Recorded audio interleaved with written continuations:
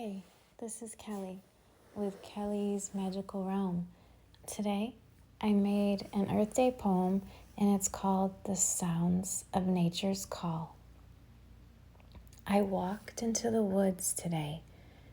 I laid down in the field. I could hear the heart of Mother Nature. Wrap me in your arms, sweet earth.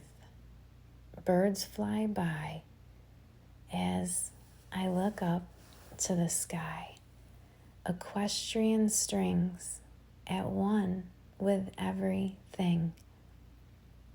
Birds singing the song of spring. Then I got up and started walking. I walked until I couldn't walk anymore. I sat back down on nature's floor. That is where I just wanted to stay. You can always find me in nature. That's where I go to get away from it all.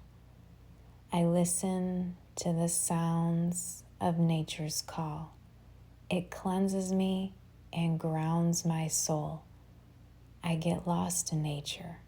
I can feel its pull. Nature is a part of me. It's in my soul.